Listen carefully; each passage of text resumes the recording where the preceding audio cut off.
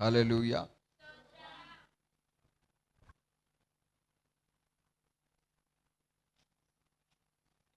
మనల్ని ప్రేమించి మన కొరకు ప్రాణం పెట్టిన దేవుడు గొప్పవాడు. ఆయన మనకు సమీపంగా ఉదయకాల సమయంలో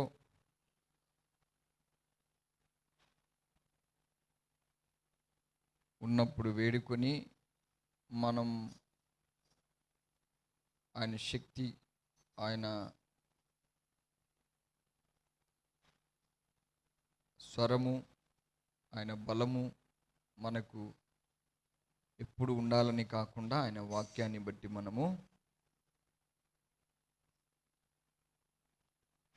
ఆ వాక్యం జ్ఞాపకం చేసుకుని ఆ ఉపదేశాన్ని గట్టిగా పట్టుకోవాలని మనం ఉదయకాల వాక్యంలో విన్నాం. మరి ఆయన ఉపదేశమే కాదు, ఆ ఉపదేశం అంటే ఆయన వాక్యం, ఆజ్ఞ అన్నా, కట్టడాలన్నా, నియమాలన్నా ఇవన్నీ కూడా ఆయన నుండే కలిగింది. కాబట్టి మరోసారి దేవుడు ఏమై ఉన్నాడనే దాంట్లో మనము పరిపూర్ణంగా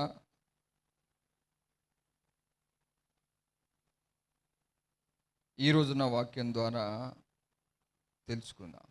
హల్లెలూయా.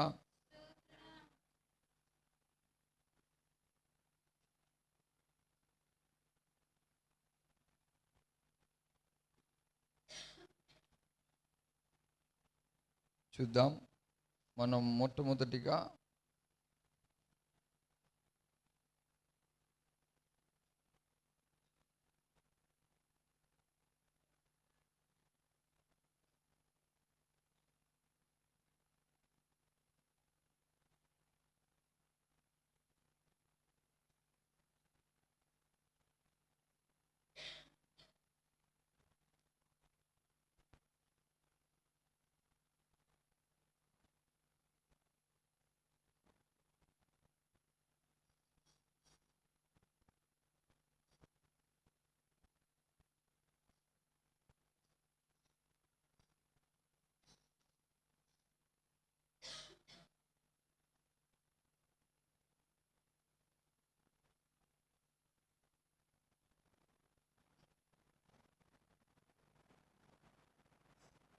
సంఖ్యాకాండము 23వ అధ్యాయము 23:19 వాక్యం. మొట్టమొదటిగా మనం ఈ వాక్యం ద్వారా మిగతా వాక్యంలోకి వెళ్దాం. దేవుని మనం నమ్మాము అనుకోవడానికి మనకు బలమైన రుజువు ఆయన వాక్యం ద్వారా, ఆయన లేఖనాల ద్వారానే మనం ముందుకెళ్తాం. ఉదయం కూడా మనం చాలా చక్కని ఆయన మాటలను మనం ధ్యానం చేశాం.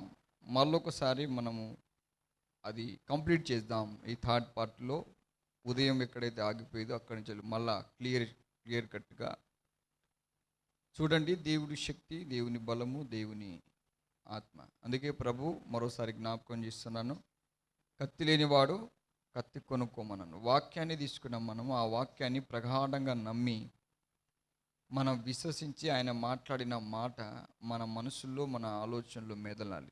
అది స్థిరంగా నిలబడాలి.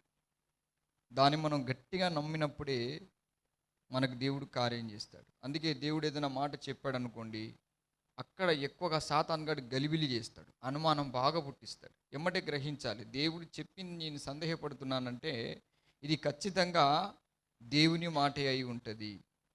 దయ్యాలు చెప్పిన దానికి ఏ సందేహం ఉండదు.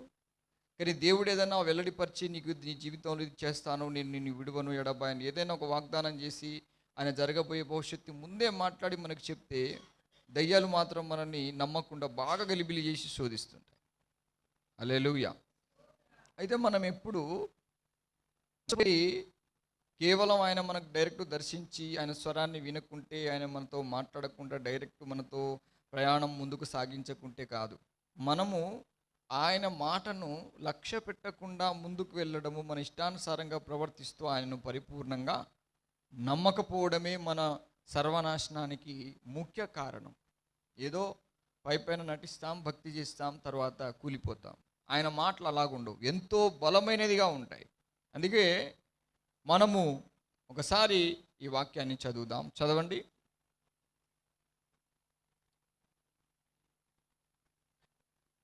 సంఖ్యాకాండం 23:19. దేవుడు అబద్ధమాడుటకు ఆయన మానవుడు కాడు, పశ్చాత్తాపపడుటకు ఆయన నరపుత్రుడు కాడు. ఆయన చెప్పి చేయకుండునా. హల్లెలూయా. ఆయన మాట ఇస్తే స్థాపించకుండునా. చూడండి, ఈ 3 బిట్స్లో మనకు స్ట్రాంగ్గా ఆయన మాటను మనం ప్రగాఢంగా పరిపూర్ణంగా 100% నమ్మడానికి ఇవి చాలా బలాన్ని చేకూరుస్తాయి. మనం ఈజీగా వాక్యాన్ని వింటాం, ఈజీగా వదిలిపెడతాం. మనం ఎంత ఈజీగా వదిలిపెడతామో అంత ఈజీగా చీకటి శక్తులు, దురాత్మలు మనతో ఫుట్బాల్ ఆడుకుంటాయి, గేమ్ ఆడుకుంటాయి. అవి మంచిగా వాక్యం అంటుంది, మొట్టమొదటి ఆయన నరపుత్రుడు కాడు, రెండవది ఆయన సంతాపపడడు, మూడవది ఆయన మానవుడు. నరపుత్రుడు అన్నా మానవుడన్నా ఒకటే. మూడోది ఆయన చెప్పి చేయకుండా ఉండడు. నాలుగోది ఆయన మాట ఇచ్చి స్థాపించకుండా ఉండలేడు. హల్లెలూయా. మనము ఎప్పుడైనా దేవుని మాటలు వింటాం, మన వ్యక్తిగత జీవితంలో చాలా స్ట్రాంగ్గా ఆయన మాట్లాడిన ఏదో ఒక వాగ్దానం, ఏదో ఒక మాట, దాన్ని మనం కంటిన్యూషన్గా ముందుకు నడిపించకుండా అది అక్కడే వదిలిపెట్టేస్తాం. ఈ లోకపు అవసరాల్లో, మన స్వార్థ ప్రేమలో, మాయ ప్రేమలో, లోకంలో, చీకటి సంబంధమైన మనుషుల మైకంలో మనం కొట్టుపోయి దేవునికి చాలా దూరం అయిపోతాం. ఎవరేం చేస్తున్నారు, ఎవరికేం జరుగుతుంది, నీ కొలిక్సా, నీ ఇంటి వాళ్ళ, నీ బయట వాళ్ళ, ఇవన్నీ దేవుని దగ్గర పని చేయవు. దేవుడు నీకు ఏదైతే మాట ఇచ్చాడో ఆ మాట నెరవేర్పు కొరకై నువ్వు అన్నిటినీ వదిలిపెట్టుకుంటూ ముందుకెళ్ళి ఆ మాటను పరిపూర్ణంగా నమ్మావు. అందుకే అబ్రహాము దేవుని నమ్మినో లేదోనని, అబ్రహాము దేవుని ప్రేమ మీద విశ్వాసం ఉంచుకున్నాడో లేదో గ్రహించి ఆయన అబ్రహాము దేవుడు పరిశోధించెను అని రాయబడింది.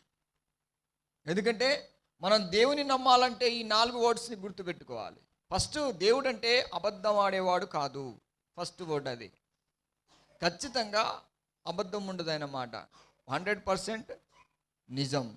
అది నమ్ముకోవాలి, అది గుర్తుపెట్టుకోవాలి, మీ మైండ్లో అది రాసుకోవాలి. తర్వాత ఆయన చెప్పాలా, నాతో కూడా చెప్పించేది కాదు. ఆయన నరమాత్రుడు కాదు. సెకండ్ చెప్పాలా, మానవుడన్నా నరమాత్రుడన్నా ఒకటే. ఆయన చెప్పి చేయకుండా ఉండలేడు, ఖచ్చితంగా చేస్తాడు.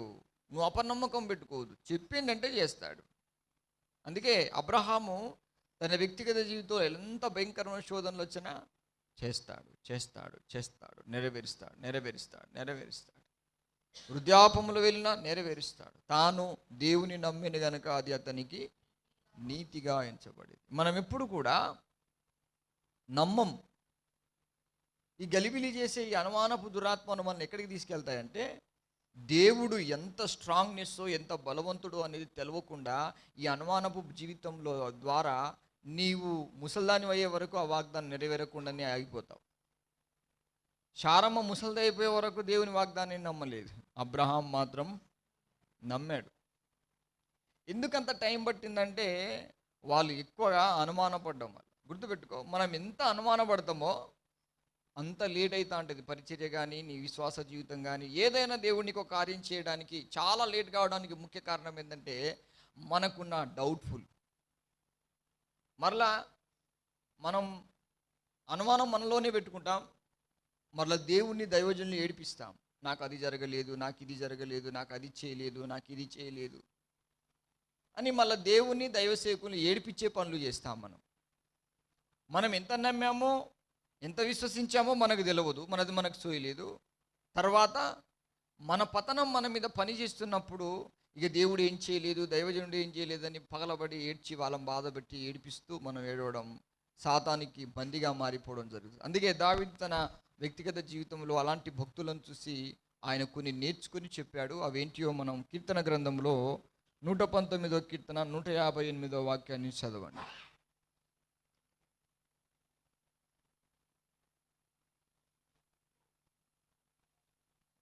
చదవాలి. 119, 158 తర్వాత చదువుదాం. అది ఫస్ట్ 119, 158 తర్వాత 158 చదువుదాం.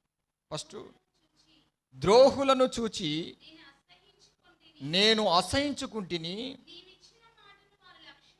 చూడు, అసలు ప్రమాదం ఎక్కడుందంటే ఆయన నరమాత్రుడు కాదు, ఆయన అబద్ధం ఆడడు, ఆయన పశ్చాత్తాపపడడు, ఆయన చెప్పి చేయకుండా ఉండడు, ఆయన మనిషే కాదు.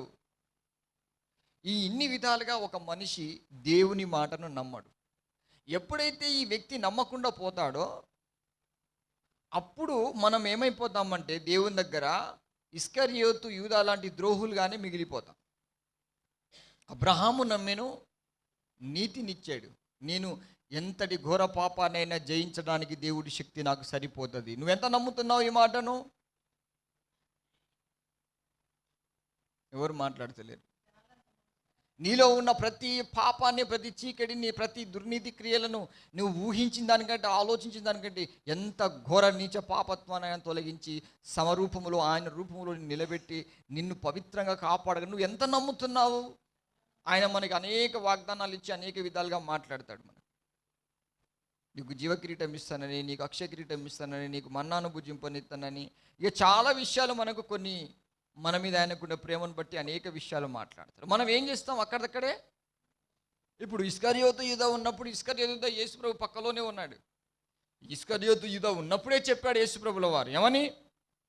12 సింహాసనాలు మీరు వేసుకొని 12 గోత్రములో మీరు తీర్పు తీరుస్తారా బాబు అన్నాడు. నమ్మాడా? నమ్మకనే మనం ఇక్కడే సీట్ వేద్దామయ్యా, నీకు ఫస్ట్ సీట్ వేస్తానని యేసయ్యను శోధించడానికి స్టార్ట్ చేశాడు.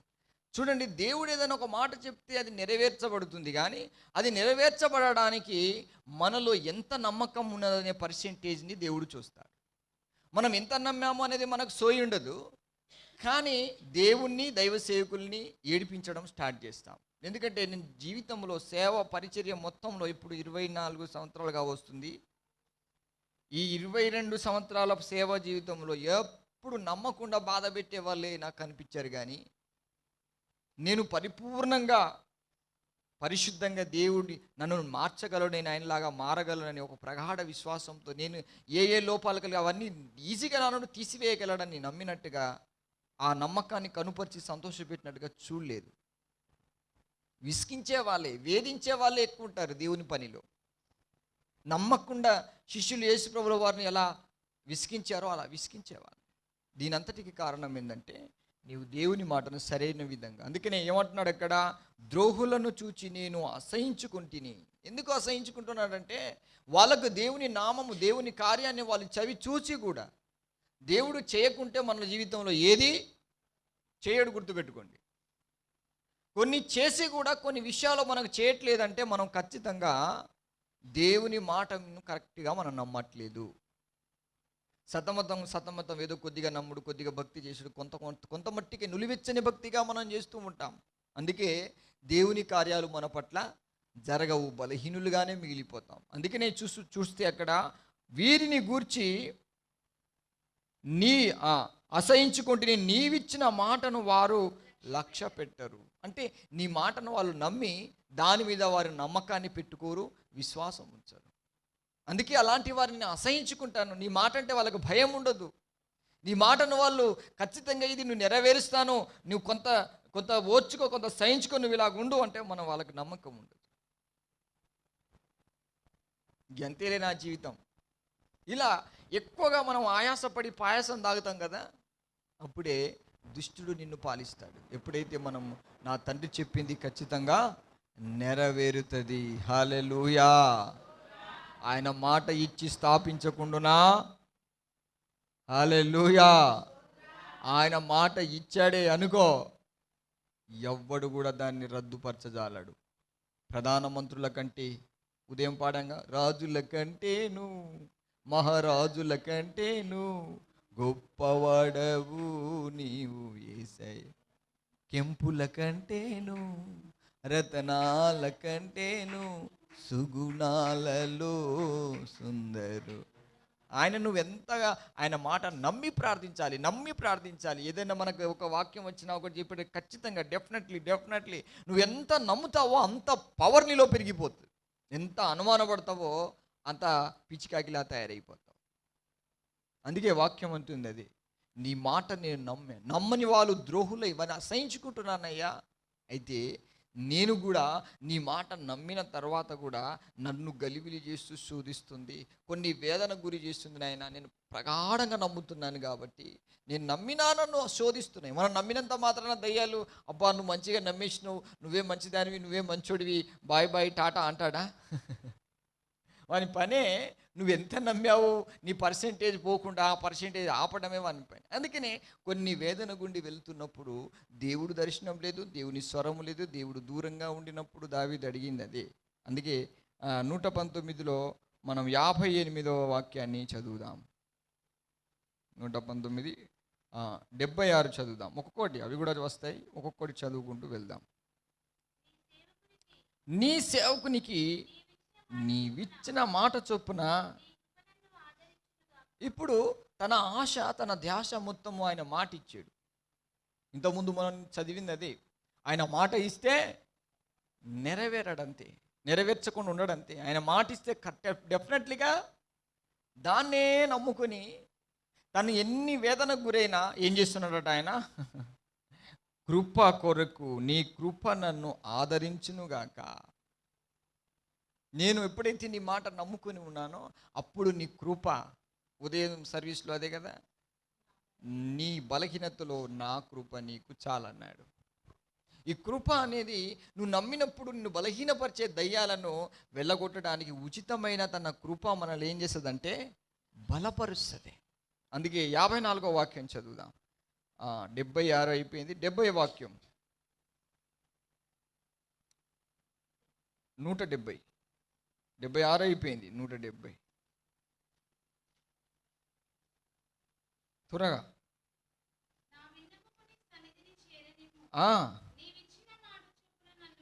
మళ్ళీ ఏమంటున్నాడు చూడు, ఎటు పోయినా ఆయన మాట ఇచ్చాడంటే నెరవేరుస్తాడు. ఎటు చూసినా ఆయన మాట ఇస్తే నెరవేరుస్తాడు. ఎటు చేసినా ఆయన మాటే నిలుస్తుంది, ఎటు చేసినా ఆయన మాటే నెరవేరుతుంది. ఇదే నన్ను విడిపించు, ఇక్కడేమో నీ కృప చూపించు, ఇప్పుడేమో నీ సన్నిధికి చేరనిమ్ము.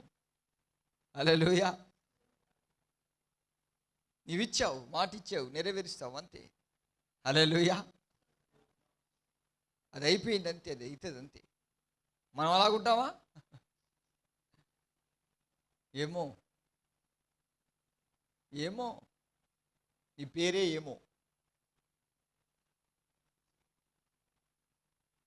ఏమవుతానోనని నాకేమయ్యిందోనని ఈ గలిబిలి శోధనా. ఉపవాసం ఉండవు 2 రోజులు కనిపెట్టి దేవుడు మాట ఇచ్చిన మాట ప్రకారంగా. ఈరోజు దేవుడు నాతో వాక్యం ద్వారా మాట్లాడు, నువ్వు దాన్ని ప్రగాఢంగా నమ్మి నిజమే నా ప్రభు దృష్టికి నేను వ్యతిరేకంగా ఏమైనా చేస్తే నన్ను దర్శిస్తాడని ఒక విశ్వాసంతో ప్రార్థన చేయి. ఒక 2 రోజులు ఖచ్చితంగా ఆయన ఏదైతే నీ జ్ఞాపకాలు చేశాడు. పరలోక మర్మాలు చదవండి. కొన్నిసార్లు మనకి ఏం అర్థం కానప్పుడు మన ఆయన వాగ్దానాన్ని జ్ఞాపకం తెచ్చుకొని మనం కంటిన్యూషన్గా ప్రార్థన చేసినప్పుడు ఆయన కృప మన మీదికి దిగి వచ్చి మనల్ని బలపరిచి నేనున్నానని ధైర్యపరిచిపోతాడంట. ఈ లోపల మనల్ని దయ్యాలు ఏం చేస్తాయంటే అక్కడ దాకా పోనిస్తాయా? కొన్ని పరిస్థితుల్లో గుండా వెళ్ళి. కానీ మనకి దేన్ని మర్చిపోతాం మనము? ఆయన ఇచ్చిన మాటను మరలా నీకు గుర్తుకు రావాల్సింది ఏంటిది? ఆయన మాట ఇచ్చి నెరవేర్చువాడు, సంకటములు కుదేర్చువాడు. మాట ఇచ్చి నెరవేర్చువాడు, సంకటములు కుదూర్చువాడు. నా దేవుడు సజీవుడు, నా దేవుడు సజీవుడు, విడిపించుటకు మరి సమర్థుడు. నిరీక్షించు నా ప్రాణమా, సంతోషించి స్తుతి పాడుమా మాట ఇచ్చి నెరవేర్చువాడు సంకటములు కుదుర్చువాడు. ఆయన మాట ఇచ్చాడనుకో తప్పడంతే. హల్లెలూయా. నీ ప్రాణానికి, నీ శరీరానికి, నీ ఆత్మకు, నీ వెంట్రుకలకు కూడా ఆయన హామీ. మత్తయి సువార్తలో అదే అంటాడు, మీ తండ్రి సెలవు లేకుండా మీ తల వెంట్రుకల్లో ఒక్కటి కూడా.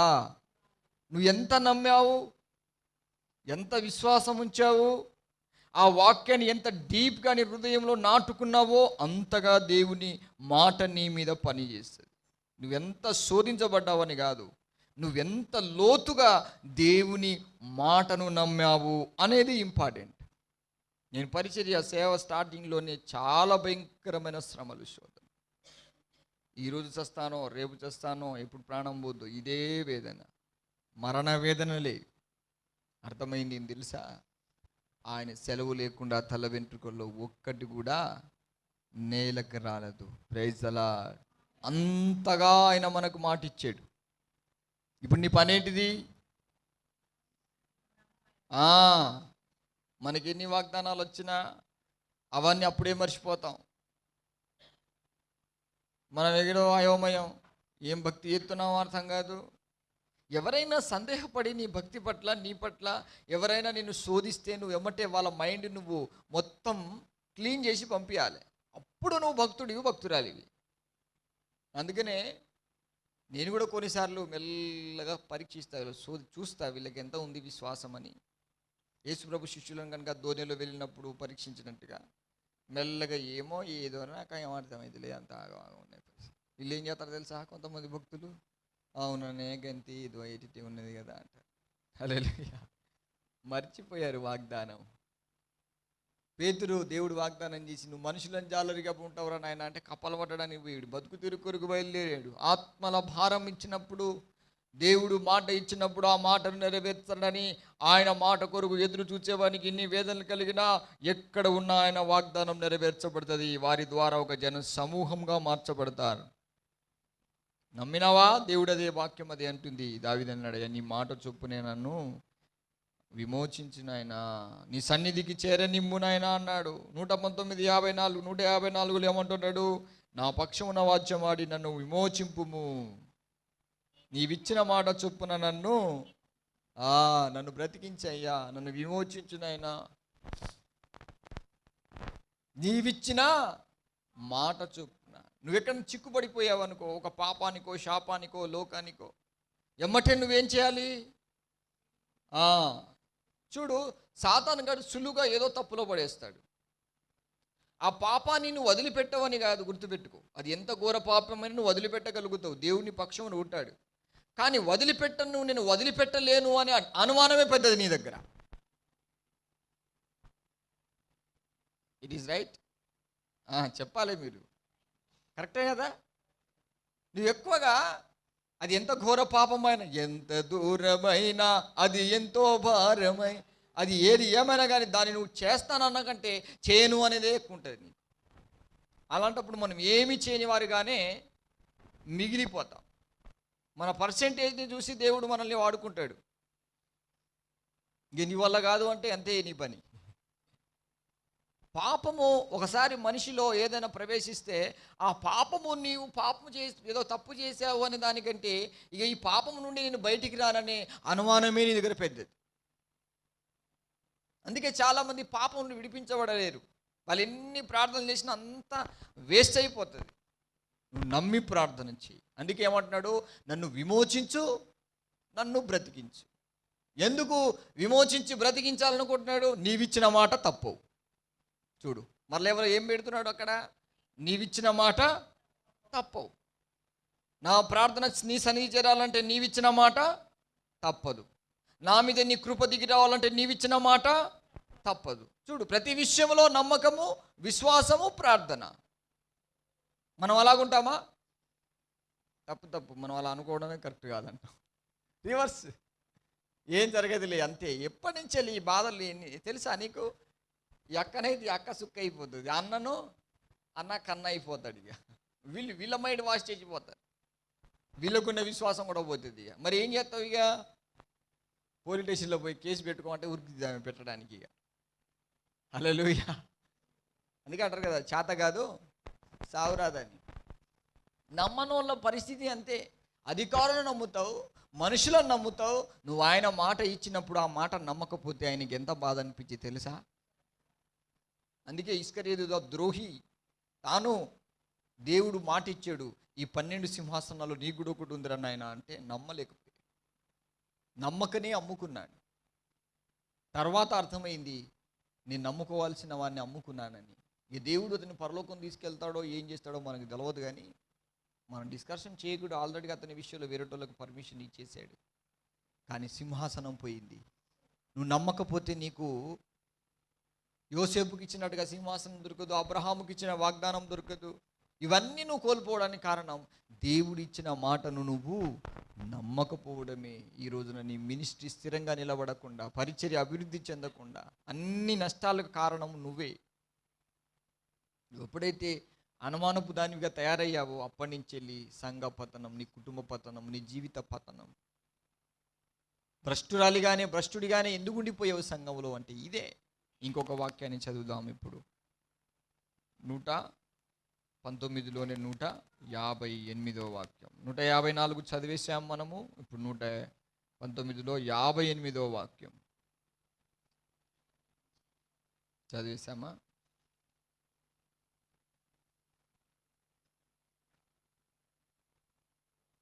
యాభై 58 చదవలే. 119:58.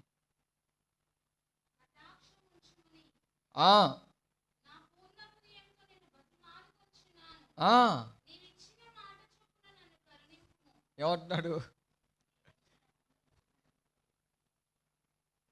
కటాక్షము చూపమని పూర్ణ హృదయముతో నిన్ను బతిమాలుకుంటున్నాను. ఏదో పైన కాదు. మనం ప్రార్థన చేస్తే ఎలా చేస్తాం? స్తోత్రం, స్తుతి, హల్లెలూయా, ఆమేన్. ఇది కాదు. పూర్ణ హృదయముతో, నిండు మనస్సుతో నిన్నే ఆరాధించుట నీ సంకల్పం. మేలు చేయు నీ వలనే బలముండుట నా భాగ్యం. నిండు మనస్సుతో నిన్నే ఆరాధించుట నీ సంకల్పం. మేలు చేయు నీ వలనే బలవందుట నా భాగ్యం. మనోహరమే నేను స్తుతించుట, మాధుర్యమే నీ కృప ధ్యానించుట. మనోహరమే నేను స్తుతించుట, మాధుర్యమే నీ కృప ధ్యానించుట. మనసుతో నిన్నే ఆరాధించుట నీ సంకల్పం. మేలు చేయు నీ వలనే బలవందుట నా భాగ్యం. నా పూర్ణ హృదయముతో, నా హృదయములో దేనికి తావివ్వకుండా పూర్ణ హృదయముతో నేను నిన్ను వేడుకుంటూ ఉన్నాను. కాబట్టి నా హృదయంతో నిన్ను బతిమాలు కొనుచున్నాను గనుక నీవిచ్చిన మాట చొప్పున. చూడండి, చిన్నపిల్లలకి ఏదైనా చిన్న మాట ఇచ్చావనుకో, రే బాబు నీకు సైకిల్ కొనిపిస్తానంటే వాళ్ళు ఏం చేస్తారు? ఏం చేసినా అదే మాట గుర్తు చేస్తారు నీకు. ఇప్పుడు దావీదు చేసిన పని ఏంటిది? ఆయన కృప దూరం అయిపోయినా నీవిచ్చిన మాట గుర్తు తెచ్చుకో. విమోచించకపోయినా నీ మాట గుర్తు తెచ్చుకో. ప్రార్థన ఆయన సన్నిధి చేరలేనట్టుగా నీకు అనిపిస్తే నీవిచ్చిన మాట గుర్తు తెచ్చుకో. ఏమైనా ఇదే పని దావీదుకి, ఇంకా వేరే పని ఏం. మనకైతే బుచ్చెటు ఉన్నాయి బట్టలు కుట్టుకునేవి కదా, హల్లెలూయా. మనకైతే ఇంకా చాలా పని ఉంది. సెంటరింగ్ పని ఉన్నది, బీరువాల పని ఉన్నది, మురికి కాలువలు సాఫ్ చేసుకునేది ఉన్నాయి. ఈ పనిలో పడలే మనం. ఇంకా ఈ పనిలో పడు. అయ్యా నువ్వు మాట ఇచ్చినావు, హల్లెలూయా, ఊకే అంతే. అందుకే ప్రభు చాలా చక్కగా చెప్పాడు మనకు లూకా 18వ అధ్యాయంలో. ఒక కఠినుడైన అధికారి, ఒక పేద విధవరాలు మాటి మాటికి ఇగో నువ్వు మాట ఇచ్చిన గుర్తు తెచ్చుకో, హల్లెలూయా. విసుకో దేవుని చెవులోకి వెళ్ళాలట మనం చెప్పేది. ఊకి పొద్దుగా లేకనే నువ్వు మాట ఇచ్చినావు, మాట నీకు ఇస్తే ఇక నాకు అంతే, నా పని అంతే, నువ్వు మాట ఇచ్చినావు. హల్లెలూయా. ఆయన మనసు. ప్రియ దేవుని బిడ్డ, నువ్వు ఆయన మాటను ఎంత నమ్ముతున్నావు? ఎందుకు నీకు ఇంత టైం ఎందుకు పడుతుంది చెప్పు? మన టైం మొత్తము ఆయన మాట నమ్మకపోవడం, ఆయన పిలుపు నమ్మకపోవడం, ఆయన దర్శనాన్ని నమ్మకపోవడం. ఏదో మాయ దర్శనమో మాయ పిలుపు అంత ఉట్టిది అనుకుంటావు, కానీ నువ్వు ఎలా బతుకుతున్నావో నీకు సోయలేదు. మరణ ఛాయల్లో నుండి నిన్ను కాపాడిన కాపుదల. అప్పుడేమో పాడుకున్నావు, మరణ ఛాయలో మెరిసిన నీ ప్రేమ, విరిగిన బ్రతుకోనా. అబ్బో పాడతలేరు ఎందుకో? దేనికి వచ్చారమ్మా మీరు? పాత పాటే కదా.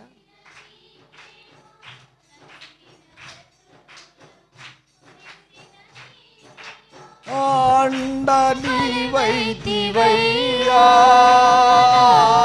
కొండని వేసయ్యా, అండని వైతివయ్యా, కొండని వేసయ్యా, ఈసయ్యా, ఈసయ్యా, నిన్నే కొలతోనయ్యా, అయ్యా నీవే నీవే నా రాజువయ్యా, అయ్యా నిన్నే నిన్నే నే కొలుతునయ్యా, నీవే నీవే నా రాజువయ్యా. యేసయ్యా, యేసయ్యా, యేసయ్యా, యేసయ్యా, యేసయ్యా, యేసయ్యా, యేసయ్యా, యేసయ్యా, యేసయ్యా, యేసయ్యా, యేసయ్యా, యేసయ్యా, యేసయ్యా. మరణ ఛాయలో మెరిసిన ఇప్పుడు మెరవదా? అప్పుడేమో కొండలలో, కొండలను ఉరితే ఎవరికైనా వినబడిద్దారా? లోయలలో గోతిలో పడిపోతే అని వినబడిద్దారా? ఎడారులో ఎవరైనా చూస్తారా నిన్ను? అప్పుడు నిన్ను ఆదరించినోడు ఎడారిలో ఉన్నప్పుడు, కొండలో ఉన్నప్పుడు, లోయలో ఉన్నప్పుడు. ఇజ్రాయేలు ప్రజలు అదే, ఎర్ర సముద్రం దాటిచినోడు కానాను దేశంలో ప్రవేశం ఇవ్వడా? ఈ లోక పాప శాపము నుండి దిక్కు దశ లేకుండా అందరూ స్వార్థ ప్రేమతో నిన్ను మోసం చేసినా కూడా నమ్మకమైన ప్రేమతో మాటిచ్చిన ఆయన, వాగ్దానం చేసిన వాడు నీ పట్ల ఆయన వాగ్దానం నెరవేర్చకుండా ఉంటాడా? కానీ నీ వాళ్ళనుకున్న వాళ్ళని నమ్ముకొని మోసపోతున్నావు. మోసపోడా? మోసపుదానా, నువ్వు నిజంగా దేవుని నమ్మితే ఇస్కరియోతు లాంటి బతుకు మానేయి. ఎవరో మాట మధ్యలో వచ్చేసి మనకు శంభూరా తానే తందానే అంటారు. ఇక అక్కడ నువ్వు తగడ దిమ్ అంటారు. అటు పోయేది ఇటీ. హైదరాబాద్ జానివాలి రాజస్థాన్ ఎక్స్ప్రెస్ మంచిర్యాలకు బయలుదేరింది. అది హైదరాబాద్ పోయేది కాదు. నువ్వు ఎక్కింది మంచిర్యాల ట్రైన్. ఎక్కించడానికి మతి లేదు, నీకు గతి లేదు. కారణం ఏంటంటే నీ మనసులో, నీ ఆలోచనలో దేవుని మాట చొప్పున బయలుదేరలేను. ఎవరో కోసం బయలుదేరావు, ఆగమైపోయావు. దేవుని కోసం అని బయలుదేరితే దేవుడు ఏదైనా ఉద్ధరించుకోవచ్చు. ఎవరు గుర్తుకొచ్చారు మళ్ళా? దేవా, ఇప్పుడు విరిగిన హృదయము, నలిగిన మనసున ఫోన్ స్విచ్ ఆఫ్ అయ్యేటట్టున్నది నాయన, అండని వైతి. ఏం చేయాలి ఇప్పుడు? ఎప్పుడు నా కొండని. అందుకే మనకి దిక్కులేనులుగా దేవుడు ఎందుకు తయారు చేస్తారంటే, అందరుంటే మనం ఆగం. వాళ్ళ బలం చూసి ఇక ఎక్కి తిరుగుతూ ఉంటాం అటు ఇటు, గుర్రం ఎక్కి తిరిగినట్టే. ఇద్దరు జావు, ఉదర్ జావు, ఇద్దరు జావు. వాళ్ళు లాస్ట్కి ఎక్కడికి పంపిస్తారో మనకు. అయితే దేవుడు నమ్మకమైన వాడు కనుక ఆయన నిన్ను విడువక మాట చొప్పుని ఆయన నెరవేర్చి చూపిస్తాడు. అందుకే అంటాడు, స్త్రీ తన గర్భములో పుట్టిన బిడ్డను కరుణింపకుండునా. ఎక్కడ దూరం అయ్యావు తెలుసా? నీ లోకంలో ఎవరికి నువ్వు దగ్గరైంది కాదు, దేవునికి దూరం అయితే నువ్వు బతకద్దు బిడ్డ. దేవునికి దగ్గరలో ఉండేటట్టుగా నువ్వు భక్తి చేయి, దేవునికి దగ్గరగా ఉండేటట్టుగా దేవుల్లో ఎదుగు. అందుకే దైవజనుడు ఎప్పుడు సహవాసానికి, సంఘానికి, ప్రార్థనకు అనుకూలంగా ఉండేటట్టు చూసుకోరా నాయన అంటే, మన వాళ్ళు ఎటు పోతారో అటే. కనీసం లైవ్లో అయిన వాక్యం వినరా బాబు అంటే కొద్దిగా డిస్టర్బ్ అయితే ఇక లైవ్ మళ్ళీ చూడరు అంతగా. చూడు, కానాను పో, ఎర్ర సముద్రం దాటించినోడు కానాను తీసుకెళ్ళాడా? అన్నీ ఆయనే. కానీ నువ్వేం చేయాలి? ఆయన ఇచ్చిన మాట చొప్పున నమ్మాలి. హల్లెలూయా. చదువుదాం ఇప్పుడు 162 చదవండి. 119, 62. ఇక్కడ వరకు దేవుని మనస్సును మెల్లమెల్లగా ఏం చేసుకుంటూ వచ్చాడు దావీదు. ఇప్పుడు చిన్నపిల్లలు కూడా మనము నీకు ఇది ఈ సైకిల్ ఇప్పిస్తానంటే వాళ్ళు ఏం చేస్తారు? నువ్వు మాట ఇచ్చినావు మమ్మీ డాడీ అని మెల్లమెల్లగా మన మనస్సును, మన మాటను, మన ఆలోచనలు కవర్ చేసి పడేస్తారు కదా. తీరా చూస్తే హ్యాపీ బర్త్డే టు, అరే నీ బర్త్డేకి నీ సైకిల్ పెట్టానట్టుగా. హల్లెలూయా. ఇప్పుడు దావీదు అదే పరిస్థితి చూడండి, ఏం చేస్తున్నాడు అక్కడ.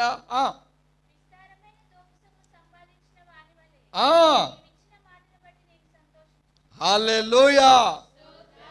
ఇప్పుడు ఏమొచ్చేసింది? ఎట్లొచ్చింది? విస్తారమైన దోపుడు సొమ్ము మీద ఎగబడి తిన్నట్టుకున్నది నాకు. ఎప్పుడు? నీవిచ్చిన మాట. హల్లెలూయా. ఎగబడుడే ఇక. బా, ఒక్క మాట నెరవేరిందంటే ఎన్ని ట్రైయింగ్లు చేశాడో చూడండి. మనం ఏమైనా ట్రై చేస్తామా? టచ్ అంటే మనం పడిపోయేటట్టే చూస్తాం ఎప్పుడు. హల్లెలూయా. ఆయన మాట కొరకు నువ్వు నమ్మి ప్రగాఢంగా విశ్వసించి ఆయన మాట ఇచ్చాడు. Praise the Lord. మాట ఇచ్చాడు రా. ఎవరు? ఆయన మాట ఇచ్చాడు. మాట ఇస్తే స్థాపింపకుండునా నరుడు కాదు, అబద్ధమాడడు, నెరవేరుస్తాడంతే. మోషే గదే అంటాడు, మోజెస్ నా శక్తిని, నా బలాన్ని ఈ ప్రజలు తక్కువ అంచనా వేసుకుంటారు, రేపటి వరకు నా సత్తా ఏందో చూపిస్తానన్నాడు తండ్రినే దేవుడు. బిడ్డ, నువ్వు నీ జీవితంలో నష్టపోయేది, నీ జీవితాంతం భ్రష్టు పట్టిపోయింది, ఎవరికి ఏం చేయకుండా నీ జీవితంలో ఇంతవరకు ఏం జరగకపోవడం కారణమే తెలుసా? నువ్వు దేవుని ఏ కోణంలో నమ్మకుండా పోయావో, ఎంతగా నమ్మకుండా నీ మనసును నీవు అనుమానపు దయ్యంతో నింపుకున్నావో, నీ జీవితం అంతా కూడా మనుషుల వైపు ఎదురు చూసి క్షీణించిపోయావు. ఆ మాట కూడా పైన అంటాడు చూడండి.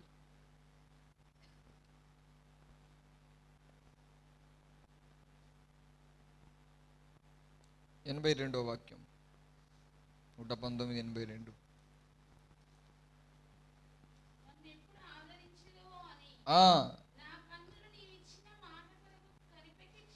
క్షీణించి ఉన్నవి అంటే తాను దేవుని చెప్పిన మాటను నెరవేరుస్తాడనే ప్రగాఢంగా నమ్మాడు. కానీ ఆ నమ్మకాన్ని బొమ్మ చేయడానికి తన కుటుంబీకులు కావచ్చు, తనకు దురాత్మలు కావచ్చు, కొన్ని చీకటి శక్తులు కావచ్చు, తనకు నిరీక్షణ లేకుండా చేసినాయంట. అయితే తన కన్నులు క్షీణించిపోయినాయంట.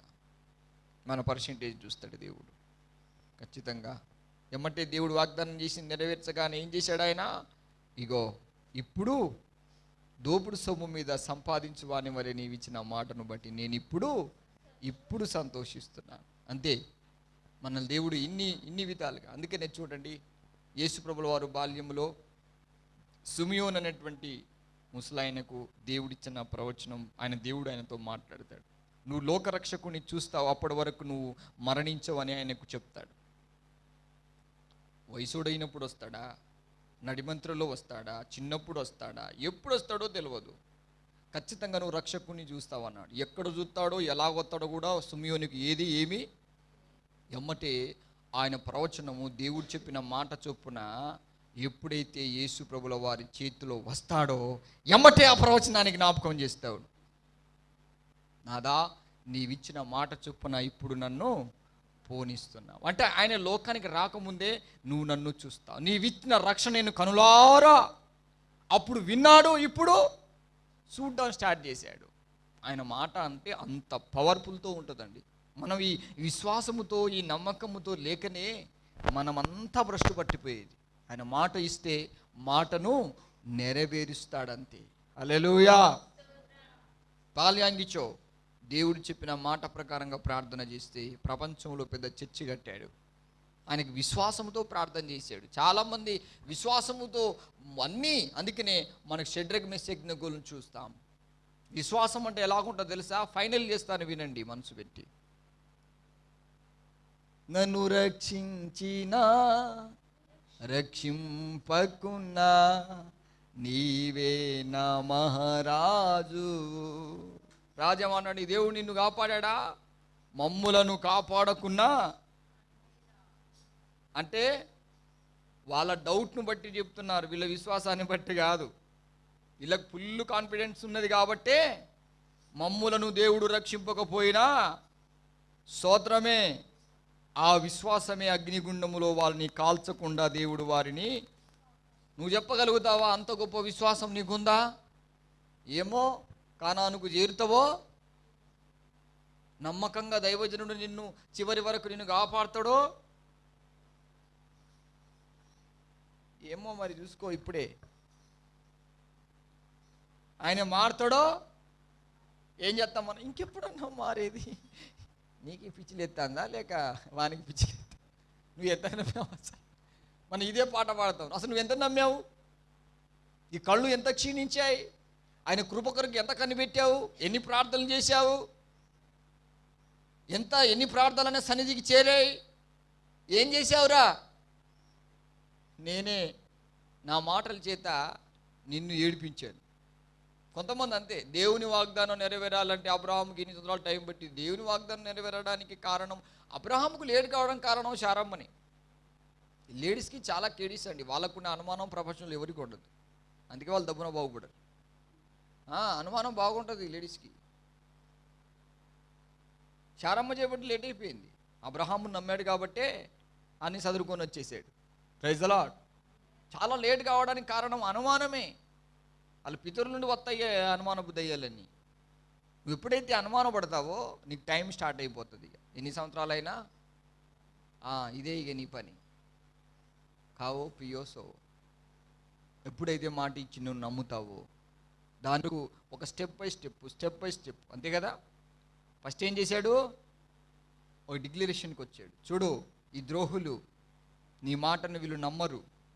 ఇంప్రెస్ చేశారు అంతే కదా. మీ నాన్న నీకు వాగ్దానం చేయాలంటే ఏం చేస్తావు? మమ్మే నువ్వు ఉత్తి డమ్మీ కాదు, నువ్వు మాట ఇస్తే అని వాడు పొగిడాడు అనుకో, ఈమె ఎక్కుతుంది దేని మీద? రేకుల షెడ్ మీదకి వెళ్ళి ఇట్లా జారుతుంది కిందికి. అంతేనా? అంతేనా కాదా? ఇప్పుడు మనం కూడా అంతే. దేవునికి ప్రభువా నువ్వు మాట ఇచ్చావు, హల్లెలూయా, ఖచ్చితంగా నువ్వు అది గుర్తుపెట్టుకో. దేవుడు నీకు నెరవేర్చక ముందు సాతాను కానీ నేను చేతున్నా బాగా అనుమానాలు పుట్టిస్తాడు.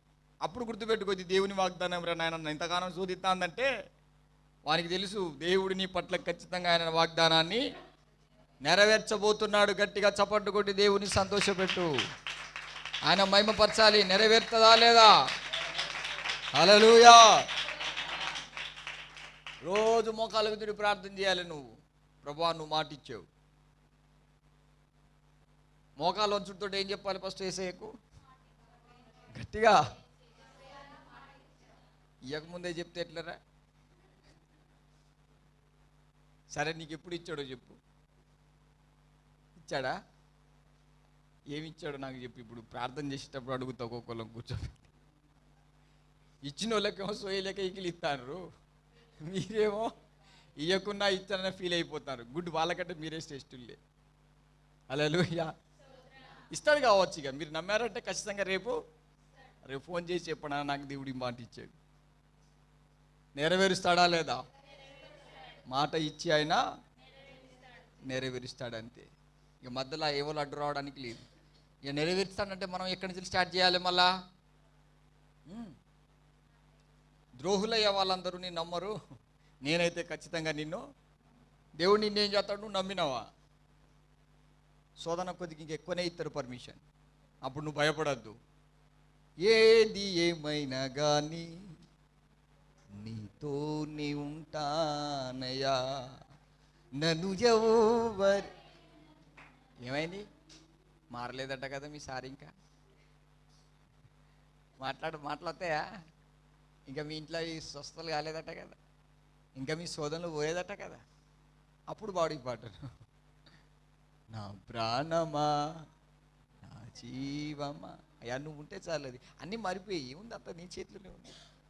నమ్ముతున్నాను అంతే. Praise the lord.